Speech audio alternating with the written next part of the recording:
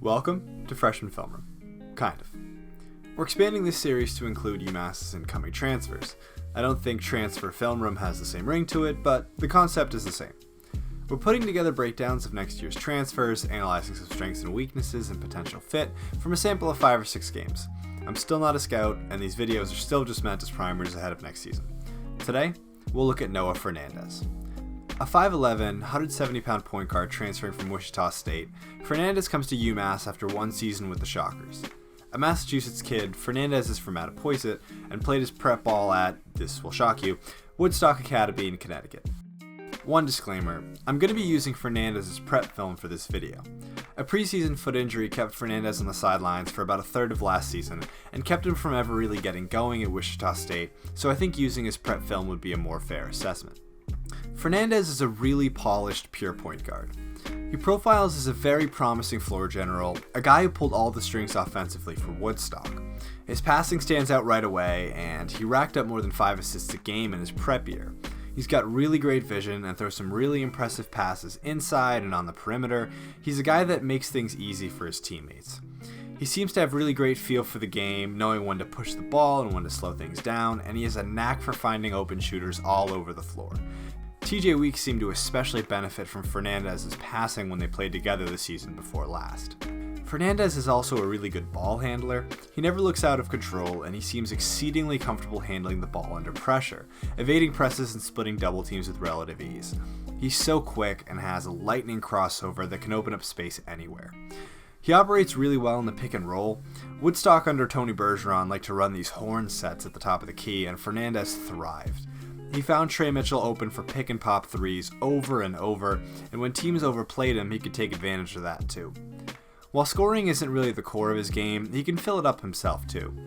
Fernandez shot about 40% from 3 at Woodstock on about 130 attempts, a really impressive mark considering they weren't often open shots spotting up in the corner.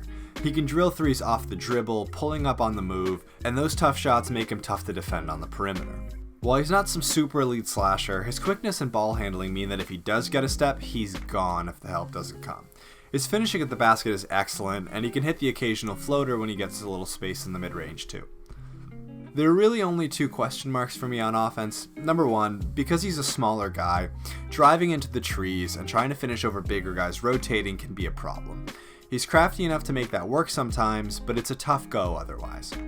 Secondly, the shot selection can get a little dicey. There's probably a few too many of these tough mid-range pull-ups which are just a low percentage shot for anyone, not Fernandez specifically. In any case, his potential as a floor general is his greatest asset. Take a look at Fernandez's stat line at Woodstock. The thing that jumps out to me is the assists and the turnovers. Fernandez took care of the ball really well at Woodstock, and assist-to-turnover ratio is something Matt McCall brings up all the time. I know these comparisons to A10 stats don't always translate because of the level of play, but here's a list of every A10 player who averaged more than 5 assists and 2 turnovers or fewer last season. It's just Jacob Gilyard. If you make it 4 assists and 2 turnovers, it's still just Jacob Gilyard. If you liked last week's graph, here's another. This is every A10 player who averaged at least 1 assist per game last season, with assists per game on the x-axis and assist-to-turnover ratio on the y-axis, so further right means more assists, higher up means a better assist-to-turnover ratio. Here are a few UMass players for reference, and a couple other notables. If you stuck Noah Fernandes into this sample, he ends up way the hell up here. I know. This might seem like apples and oranges because of the level of competition. My point isn't that Fernandez will walk in and be the best passing point guard in the A10, just that I think he's got a ton of potential as a facilitator. I like a lot of what Fernandez brings defensively. At 5'11", he's obviously going to give some size up to a lot of guys in the A10, but he's just a tenacious on-ball defender that takes his defensive work very seriously. He brings real effort on that end, he's really pesky on the perimeter and bothers ball handlers, and he's also pretty active off the ball too, sticking his hands in passing lanes and disrupting guys on the dribble when he rotates. I'll keep this part pretty short because I don't think there's a ton to go over. I just think he's a good defender. The size disadvantage is going to come up from time to time, but he seems to really know how to use that size. He makes good decisions, he's really smart about using his quickness to strip guys on drives, and he's always there for a contest. He's not some elite perimeter defender that's going to lock down opposing wings, but he's definitely a plus defensively. He works hard on and off the ball and has the quickness and awareness to make up for any height he gives up. So, that brings us to our summary. Noah Fernandes has all the tools to be a really great floor general. He's a very good passer and facilitator, he's really comfortable running the offense and makes everything easier for his teammates. He operates really well in the pick and roll, getting open shots for himself and his teammates out of those sets. He's an excellent ball handler with the quickness and handles to maneuver in tight spaces and get inside, and he's calm and collected when he's pressured on the ball with very few turnovers to his name. He's a very good three-point shooter both on the catch and off the dribble, and can score at a solid level inside and out when he's asked. Defensively, he's a very solid on-ball defender who can really hound ball handlers. He's good for a couple steals a game with active hands and smart off-ball decisions to get into passing lanes and strip guys driving to the rim. I'll also add that he's got that Woodstock familiarity, having spent a season playing under Bergeron with Mitchell Weeks and Preston Santos, and he's also already got a year of collegiate ball under his belt.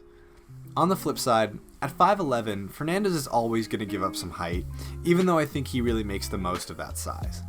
That's more problematic defensively than anything. Teams with bigger guards and wings might be able to hunt that matchup. Offensively, the only trouble that really causes is that he can run into trouble when bigger rim protectors rotate on his drives, as he's not exactly one to finish over guys. His shot selection could also use some work, but it's really only 1 or 2 bad shots a game. Otherwise, the only downsides here are that he'll likely sit this year. That's obviously not his fault, just something to point out, and he did have some real injury troubles at Wichita State. But it seemed like a nagging foot injury that he was trying to play through, not some major injury that should be problematic going forward. I think that Fernandez's floor and ceiling depends a lot on what else happens in the rotation. I'm obviously really high on Javon Garcia, who's the only guy I can realistically see keeping Fernandez from starting minutes at the point. Worst case scenario, he's a really overqualified backup point guard who can run the offense. But I genuinely see a world where Fernandez really develops into an excellent floor general. I think Richmond's Jacob Gilyard is actually a good comp for Fernandez in terms of both size and profile. An A10 Defensive Player of the Year award might be a stretch, but a future all-conference selection isn't, and that's a really good outcome for an incoming point guard. A lot of this has probably sounded really positive, and truthfully, I think Fernandez is a really good pickup. He's just a really good, really smart all-around point guard who makes everything easier for his teammates, and I think he'll fit right in as soon as he's eligible. Thanks for watching. You can follow the Collegian on Twitter at MDCollegian and at MDC_sports and myself at Amin_Tori, and you can find all of our content at dailycollegian.com.